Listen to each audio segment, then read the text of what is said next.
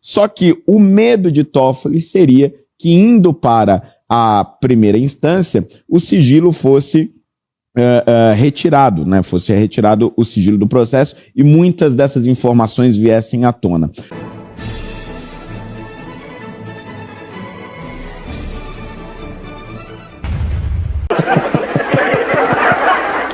É cada um. E por falar em Banco Master, o ministro Dias Toffoli falou pela primeira vez sobre o caso Master, no qual é relator no STF. Em nota, o ministro elencou os principais esclarecimentos sobre o andamento do caso na corte.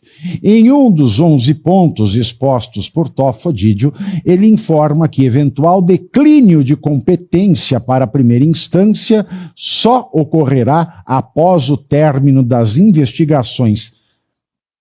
Para quem entende um pouco de direito, não faz sentido, mas para quem tem déficit mental igual a este sujeito, deve fazer, e ele quer que a gente acredite, né, na sua estupidez. Toffoli também justificou os motivos que o levaram a impor sigilo aos processos relacionados ao Master. Aspas, após o exame preliminar dos autos, houve a determinação em caráter liminar para que o processo fosse remetido ao STF, mantidas e validadas todas as medidas cautelares já deferidas, bem como o sigilo que já havia sido decretado pelo juízo de primeiro grau, a fim de evitar vazamentos que pudessem prejudicar as investigações. Fecho aspas. Toffoli acrescentou que todas as medidas adotadas decorreram de diligências urgentíssimas, com o objetivo de proteger o sistema financeiro nacional e assegurar o êxito das investigações conduzidas pela Polícia Federal. E hoje, Toffoli encaminhou à PGR o pedido da Polícia Federal sobre a abertura de um inquérito para apurar a contratação de influenciadores digitários com o objetivo de defender o Banco Master e atacar o Banco Central nas redes sociais. O gabinete de Toffoli recebeu o pedido e, após análise preliminar, decidiu encaminhar para que a PGR opine se deve mesmo ficar no STF ou se pode descer para a primeira instância. Aliás, Toffoli devolveu a denúncia do Ministério Público Federal contra o empresário Nelson Tanuri, investigado em um esquema envolvendo o Banco Master, a Justiça Federal de São Paulo. Assim que retornou à primeira instância, a Quinta Vara Criminal de São Paulo aceitou a denúncia e tornou réu o empresário. O que quer dizer isso? Isso quer dizer, Holliday, que nenhum ministro está sendo investigado, que o Moraes não está sendo investigado, que a mulher dele não está sendo investigada, porque se fosse igual ao 8 de janeiro, valeria a mesma regra. O Tanuri, viu, Zuma, ele ficaria no STF porque teria gente com foro privilegiado, já que o ministro do STF, que é o Alexandre de Moraes, foi visto, fumando um charuto no Vorcaro. Pois é, Pavinato. E me chama muita atenção justamente este trecho da nota, pelo qual você começou noticiando, que é quando o Toffoli diz que quando encerrarem as investigações, ele remeterá à primeira instância. Me parece aí que há um receio de quem conduzirá as investigações, ou do juízo que conduzirá as investigações. Porque o que tem se dito na imprensa, e o que o próprio Centrão tem dito no Congresso, é que esse escândalo do Banco Master tem um potencial de destruição muito semelhante ao que tinha a Lava Jato, com a diferença de que agora envolveria o Poder Judiciário. E daí, então, a declaração de Fachin, e por isso a declaração dele foi tão polêmica, inclusive internamente dentro do Supremo Tribunal Federal, quando ele diz que doa a quem doer, ele fará o que for necessário, porque há muitos boatos dizendo que pode sim atingir gabinetes de ministros do Supremo. E isso acontecerá independentemente de onde estiver o processo, porque a investigação é aquela coisa, uma hora sempre acaba vazando. Só que o medo de Toffoli seria que, indo para a primeira instância, o sigilo fosse retirado, né? Fosse retirado o sigilo do processo e muitas dessas informações viessem à tona.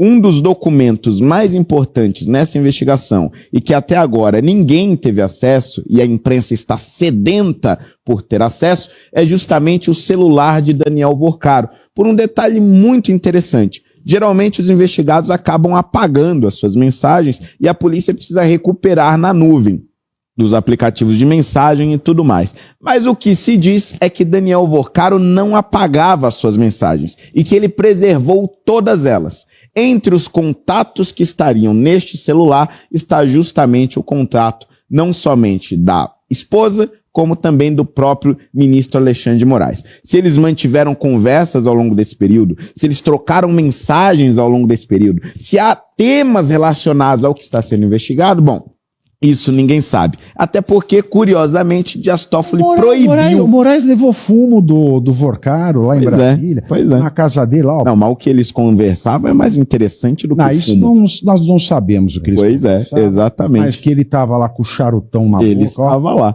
Agora, a questão é, o que exatamente está neste celular, nós não sabemos porque foi literalmente trancado no gabinete de Dias Toffoli e agora os peritos que vão analisar essas mensagens foram selecionados a dedo pelo ministro. A dedo, Cláudio Caivano. Você veja, o Toffoli fala e não fala nada nessa resposta. Não é verdade? Eu não sei se eu tenho dó dele ou se eu tenho dó de mim. Não, tem que ter dó da gente, sim. Tem dó de nós que conhecemos um pouco, você conhece muito mais, mas que a gente conhece o direito e sabe que está tudo errado. Quando ele sinaliza que pode mandar para a primeira instância, ele estaria devolvendo o curso do processo a uma normalidade, ao que é de fato no ordenamento, ao que há de fato no ordenamento jurídico, como mandamos, né? Começa lá na primeira instância, porque não há ninguém com foro por prerrogativa de função envolvido no caso. E a súmula 704 é muito clara, a gente já debateu inúmeras vezes, eles passaram por cima dela 438 vezes no caso do 8 de janeiro, fizeram o gato-sapato dela, mas só pode manter no STF se você tiver alguém com o foro por prerrogativa denunciado. Tem alguém denunciado pelo caso Master? Ninguém. Tinha alguém denunciado no caso do 8 de janeiro? Não, e não tem até hoje.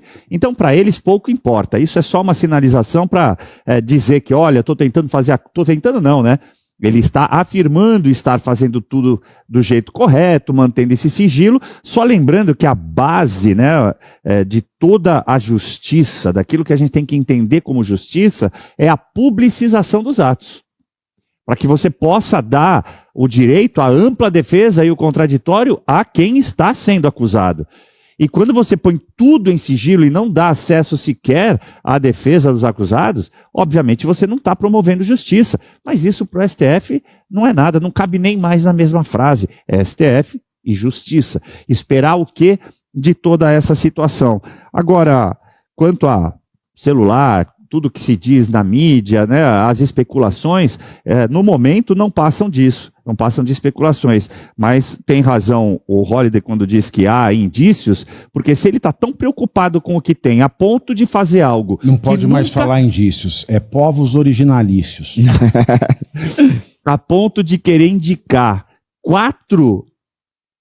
peritos da Polícia Federal e só estes poderiam ter acesso, nitidamente porque ele quer controle ao que vai ser verificado lá. Não há outra maneira de pensar. É lógica pura. Então, é aquela coisa, aquela velha história.